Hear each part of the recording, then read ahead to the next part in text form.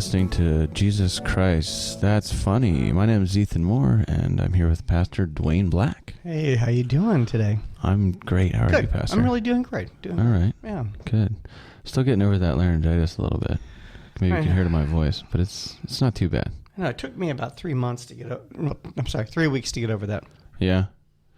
That's rough. But here we are, and you're asking me questions about... Well, the funny thing you just said to me was, you're like, we should be using a David Bowie song. I did. The intro, which is funny, because he just died. And you asked me before that, you were asking me about the afterlife. Well, wait, So I was like, oh, is this like a ground control to Major Tom kind of question, you know? Did you like David Bowie? Sure. Yeah, I'm a fan of David Bowie, although, you know, I know he was super influential on a lot of people, and but like before I was born. You know what I mean? Yeah. So it's like, yeah, but my parents told me about him a lot. Yeah. Well, you were alive. Yeah, I was. No, he was very. There was a tremendous. I used to be in a band years ago. You know. What was the name of your band? Sweet Afrin. What? Sweet Afrin. What does it mean? It was. Is it naughty? No. Can we not say it on this family podcast? No. I don't know. It had a good name. You know. Okay. It sounded good. Sweet Afrin. Yeah. And so, yeah, we played first band on for Bruce Springsteen when he first came down here. Oh, really? Yeah, we were doing... You opened for the Boss? Yep. When I heard... I'd never heard of him before, and they said Springsteen's coming down. It's like, guy's got to change his name. Man, it'll never make it. It's going nowhere. Yeah. And then you saw him, and you're like, but Sweet Afrin, that's a great name. I know, yeah, right? That's solid. Just rolls right off the tongue. See, you remembered it. Yeah, that was good. It'll be haunting you tonight. I couldn't even imagine how to spell it. It's bizarre. Yeah. It's a bizarre name. Yeah. Springsteen is a lot better, man. I think you're Springsteen way off the beam on that one. Well, it was like, David Bowie, and you had Alice Cooper and all of that stuff going on. Right. So it was real simple, straightforward names. Well, I guess Bowie was like super influential on like just the visual of rock as much as the audio. You know? Yeah. We did a lot of his songs. We covered a lot of his songs, and I always thought that because he was visual and because he was. Did you have like glitter? You have a lot of glitter? There'll be a day I'll show you some photographs. Were you a glam rock band? Well, some glam elements. We were in between like a Rolling Stones. Oh, you know what song we opened up with all the time? Was it a Spinal Tap song? Sympathy for the Devil. Oh, Sympathy for the Devil. Yeah. Were you in seminary then? No, I wasn't. And my dad was a minister, and the last thing I wanted to do was go. Oh, you were like in your rebellious. Rebellion. You were in the prodigal. 17, 18. Come on. Right. Yeah. There you go, Alice Cooper, 18. Yeah, that's right. Okay. See, you've got a good memory and all that stuff, Yeah. All this way before my time, Yeah, right. I read about it on Wikipedia. That's it. But you asked me about the afterlife, and I was like, well, let's wait until the mics heat up if you want to talk about that. Right. And David Bowie, I guess, that's where he is now. In the afterlife, yeah. Ground control to him. Right. And what do you want to know? Well, yeah, I was just... I will answer all your questions. Yeah. I know all about the afterlife. Well, that's what I wanted to know what your thoughts were about. When you die, what happens? What are your thoughts? Well, your family will find your body, presumably, or people in the hospital or whatever, or they'll scrape you off the train tracks. I don't know. No, I don't know. I guess you said. I said, well, I guess you're there's some continuity in terms of your matter that continues to exist, but you're just not aware anymore. And you said, what about spirit? Yeah, what about spirit? And I said, I don't believe in that. I mean, I don't. How can you not believe in spirit? Because I don't I don't think that that there are two things. It's too complicated. I don't think that there's matter and spirit. I don't think that we're the ghost in the machine. Yeah. I don't think we're like. It's like, oh, there's a soul that animates this body, and then the soul is gone. And to me, it's all just one thing. Everything is just one thing. Have you ever been in a room where somebody has just passed away? I don't think I have. I can't remember. No, I'm going to say no. Yeah, because like you can walk into a room and somebody can be laying in a bed and you can feel that there's something going on, whether it's energy, there's something going on there. And when somebody passes away, there is an emptiness. It's like that person is the same as there's something's gone. There is not that living energy, that space, that whatever you want to call it, that electricity. Sure. Well, there's lots of ways to explain that. Oh, explain that to me. I don't want to say that like we can explain things away, because I don't think that makes sense either. But I mean, if I wanted to, I could say, well, we've evolved over millions of years or whatever to be able to perceive things like that. It's in our interest to understand. It's in our survival ability to be able to understand things like that. So like you're picking up on like small variations in temperature, ambient temperature, or actual electricity, or then also that the person has died pretty much. Right. So I mean, I guess you could say, well, how about if somebody died, you go into the room and then you don't know that somebody just died in there? Could you tell then? Yeah. Really. I mean, there's lots of ways you could. It's a very odd feeling. It really is. There's an emptiness, just as if you like walk into an empty room, and that is unusual. And right. We are more intuitive beings. I think that's true, and I think we should listen to our intuition. A lot of times we don't do that. That's something. But as far as to me, it's a very simple question. Like, is there is there more than one thing? And I think it doesn't. It's much simpler to say, no. There's only one thing. We're all part of the same thing. We're all connected. It's a quantum field or whatever you want to call it.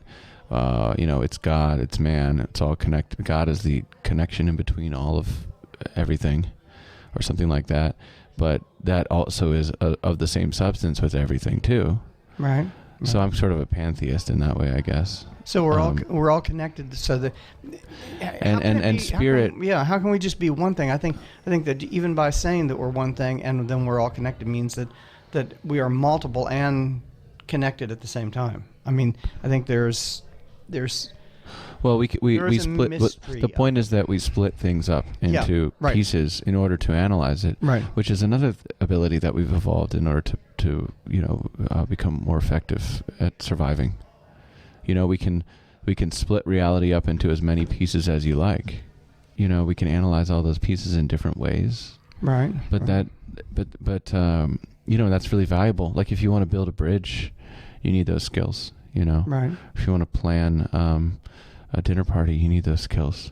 If you want to actually understand the nature of reality, well, you're going to try to apply those skills and you're not going to be able to get all the way down. We talked about that in the last episode about how it's like we'll split atoms and then find subatomic particles and then split those and find out that there are more further smaller subatomic particles, and you just keep splitting it and there seems to be no end to it.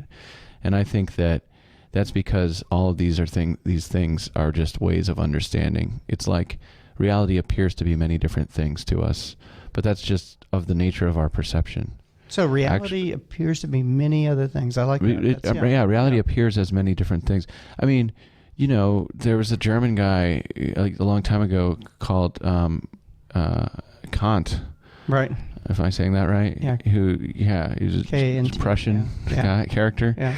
I think therefore. No, that was Descartes. a different guy, French guy or something. But Immanuel Kant, he said that we can't really perceive reality directly. That was one of his insights that has kind of stood the test of time. There's something Kant said that have not stood so well. But that one everyone seems to think is pretty spot on, which is that we cannot perceive things except through our senses, so we can't ever really see what things are really like.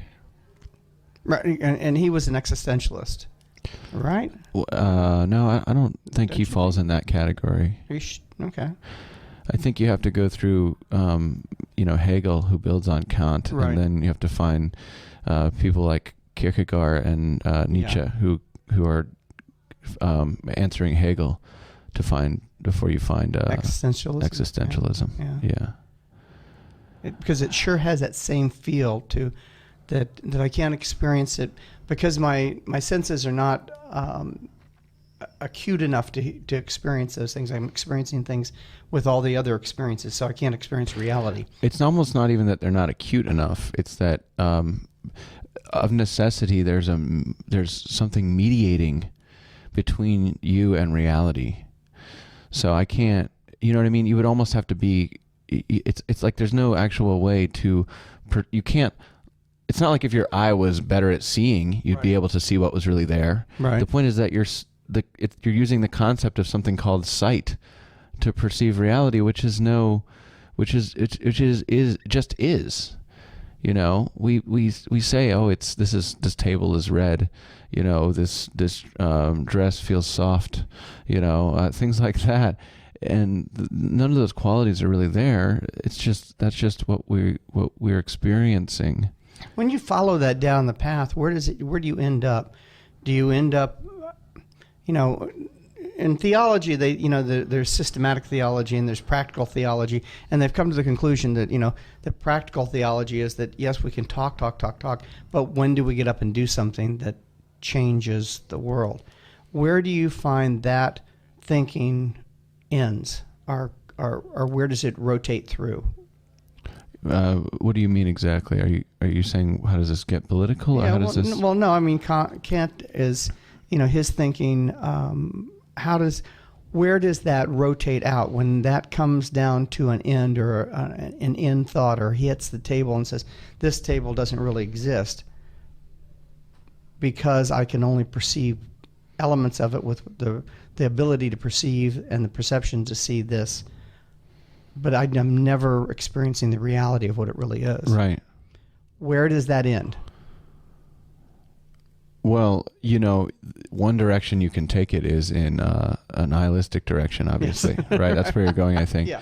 And you could say, well, nothing really exists and nothing really matters, so I may as well live as I please, or I may as well kill myself. Neither of them. It doesn't really matter what I do. Right. But you kind of have this Anne Frank, type of holding up and saying, wait, this is important. This is. I think the only reason not to go down that path is literally the only reason is like almost something like what the divine is, I guess, or something like that. So in other words, man decides not to choose nihilism and to choose hope. Why? And that answer to that question is God. Right. In other words, not that God is the answer, right. Not that, but more that if we could know the answer to that question, we would know God, or right. something like that. You know, because like there's no real reason why we should choose one or the other. Right. There's nothing in our experience that actually tells us one direction or the other, and yet we have this intuition or something like that, this feeling that we should move toward hope. I mean, the other side you could say is it's what the Buddhists would say is that it's completely unconstructive to choose nihilism. Right. You know, it doesn't lead you anywhere. And I think that's something that I think that's the point I think that there is a point where you start to run into people who have that kind of thinking, and you go, I'm not sure where that's going to lead you. You know, right. What kind of life is that going to allow you to exist? Well, of course, that's not where Kant went with it. Of course, Kant said that where this leads you is that you recognize that that you have obligations and that you have duty to other people around you. Right. It doesn't really matter that you can't really perceive reality directly, because you can still perceive that you have a duty right. to behave a certain way. And ultimately, those duties are to God, but they're also to our fellow men, and that's how they're embodied in the day-to-day. And so Kant starts to say things like, well, you should only act so that you treat other people as an end in themselves and not as a means to something else. You know, so that's how you know whether you're doing something right or wrong, is if you're using someone or you're treating that person as something intrinsically valuable. And if I treat somebody as if they have value, then I'm seeing something within them that, because otherwise I dismiss whatever I see in them. Well, and whatever I want matters more than them or or anything about them. Yeah, that's almost more of one of the things that you think about Kant, I guess, if you look at it, it always seems like very dry and unpoetic, and it's like he's not even saying, he's like, well, it doesn't matter if you see something in them, you have a duty. You have a duty. It's very German, really. Right. Yeah, it is. It's just like you have to do your duty. You have to do what, we have to conform to the authority above you. I guess, that's what Kant called the moral law. And there's a quote from him that was always the most poetic thing that Kant ever said, which was that he said, there are two things that fill, something like this, two things that fill the heart with ever greater wonder: the starry heavens above and the moral law within. And the moral law within, of course, is that idea that you need to treat others as a means, as an end in themselves rather than as a means, and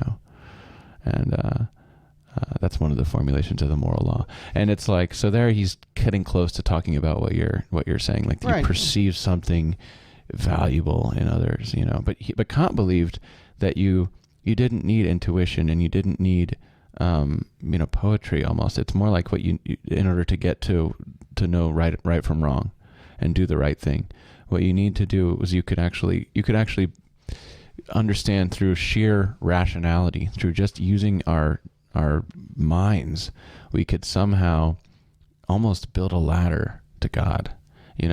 That if you start with some basic principles like, I can't perceive reality directly, things like that. I can only perceive through my senses. Right. And then you go through this whole series of building all these steps, you can eventually get to the point where you realize that you need to treat people this certain way.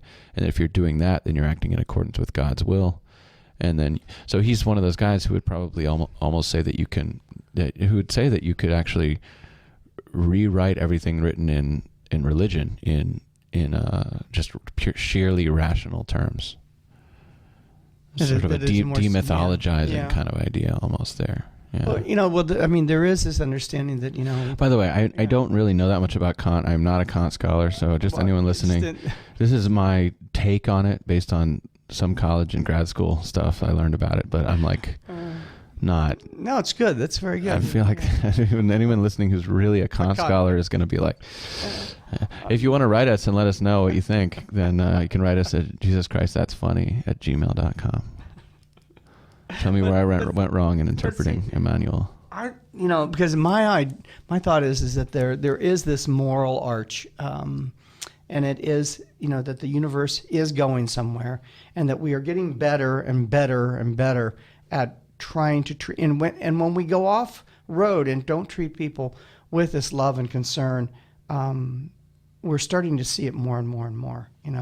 I saw a man talk last night who talked, and he lifted up this country to heading in a different direction and stopping this fighting and this politicking that we are doing that is destructive to us and to our souls. And I thought that was really great to hear somebody really speaking out about the idea. Wait, are you talking about the president? Yeah. The State of the Union? Yeah. Okay. I didn't want to get political. I was trying. You're like, I saw a guy. Yeah, there was a guy talking. There was a guy. A bearded fellow ranting on a street corner. A gray-haired, dark-skinned man.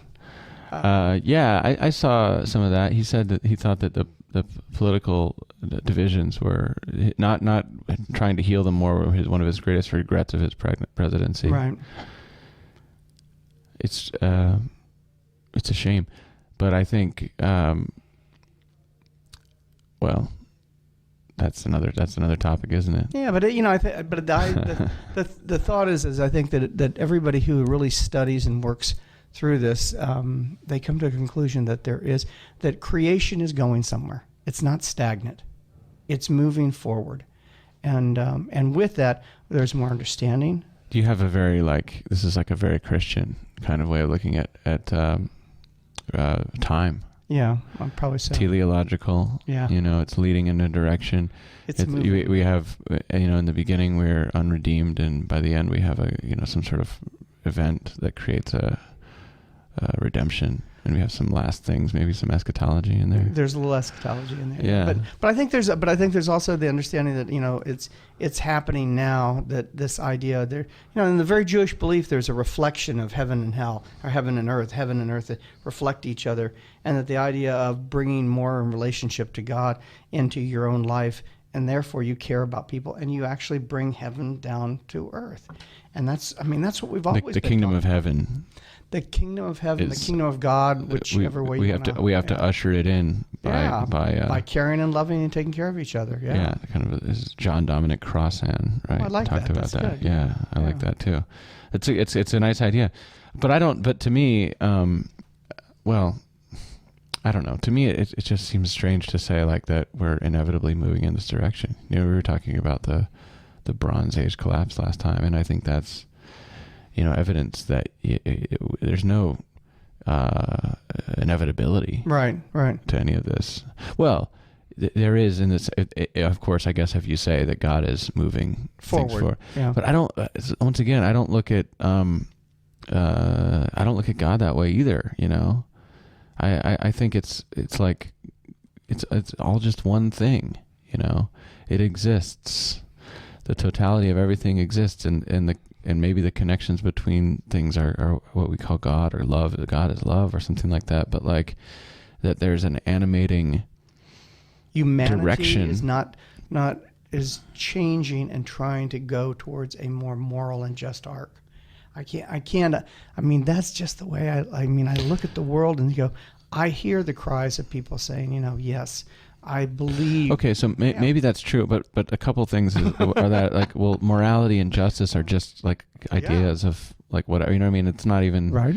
Like those are subject to revision, of course, and then and clarity and seeing things differently and saying, okay, treating the whole idea of an eye for an eye and a tooth for tooth was actually cutting down in violence, because right. it was before right. you poke me in the eye, I kill your wife. Right. So we have some. Right. It is. You can't treat a man like this. You can't treat a woman like this. You can't. We're getting better and better at it. But once again, I think that there's no inevitability to it. There's nothing. Okay, if you sit down and point at a concrete example and say, this is an example of how we're getting better, I'm like, to me, that's dangerous. That's a dangerous game, because you could just as easily find a counterexample. So I don't think, I don't know if it's the right way of looking at things. Is maybe a better way of looking at it is, what's the best we can do today? And that's still, defining it in one space is probably the most important thing. Is like today, living one day at a time is probably the best way of looking at your life. Yeah. So in other words, you have that hope, that faith, right? That if you focus on today, that things will improve, right? But I feel like the hope is not the same thing as a sense of inevitability about the arc of history. What do you think hope is? I don't think mankind can live without hope. I think hope is, first of all, don't try it. You'll be disappointed. No, I'm just kidding. I think it is hope or faith. Can I try to talk about hope and faith at the same time? Yeah. I guess faith is something like the hope, the intuition, the hope, the sense that if you remain connected to your higher power, God, the divinity within us all, and do your best to be the most authentic person you can be today, that God will take care of you, or something like that, and that that you can contribute to something greater than yourself. Right. Also, I think that has to be that. And that's the political part, if you want to bring that in. But I think there's a physical. That's what it is to me. I don't know. There's a physical and spiritual side of this that work in tandem. You can divide them, but they're together. And that is that when I do something good for somebody, my spirit climbs. That is part of what it's all. So there's a physical and a spiritual. You're using the word spirit as a metaphor. I'm using the word spirit as something within me that says that was right. I use the word spirit as... Well, I think it's fine to use the word spirit like that. Yeah. But I have a hard time with saying that spirit is actually really a thing. In other words, it's not to me, it's not necessarily pointing to an aspect of reality. It's just a way of talking about something that you could chop into a million pieces or chop into one piece or whatever. You know, it's like, and it might mean something to you different than it means. It's an analogy. It's a metaphor. Right. All words are metaphors, really. Well, we're trying to wrap our head around something that, words are good and words are bad. I mean, because we're trying to wrap our brain around a divine. How do you talk about they're divine? always going to be an approximation. Right. They're always a partner, a piece. So I say the word spirit, and somebody says, I use the word wind because I believe, it's like you look at the beach and you watch a sailboat going down the beach and you go, the wind is blowing. I don't see the wind. I just see the response of the wind. The same thing with spirit. I don't see spirit, but I do see the response to spirit from people. Okay. Speaking of wind, who farted? No, just kidding. No, I don't know. I don't really know what. Pneuma. The pneuma. You're right. Right. Okay. But I just don't. To me, it's like, yes, all those things are true. I'm not disputing any of that. It's fine. You can look at, but you can use all those words to describe what you're trying to describe, but you're not really getting at it. You can't get at it, and that goes back to the point we talked about with Immanuel Kant. How you're not going to be able to perceive things really. You're not going to be able to talk about things as they really are. It's just beyond the capability of any finite being. And the thing I find is the more I talk about it, the more I find out sides, angles, facets, relationships. I find the ability. I find that I become more in tune to the experience of it too, because it's going on around me all the time. That my office is right outside here, and we have, recovery programs outside. I listened, there's a coffee maker that used to be there, and they used to talk, and I heard the spirit of people. And I got more and more refined and more in tune to this, whatever they're doing is really great, and it's really important, and it's really something I need to be involved in. So you're saying when you have a recovery meeting in a church, you're saying that there's a spirit there. You're saying that you're saying that embodies the spirit of what you're trying to get at as a human being, or as a pastor, or as a follower of Jesus, or whatever. Like it's connected. All of those things. When somebody walks on the property and they go, I've been to 15 different meetings, but I came here and I felt something different on this property. Right. You're like, yeah, I do too. All very true, but we're still using the word spirit as a metaphor. Yeah. Well, so we're trying to wrap our head around it, and it's a hard thing to.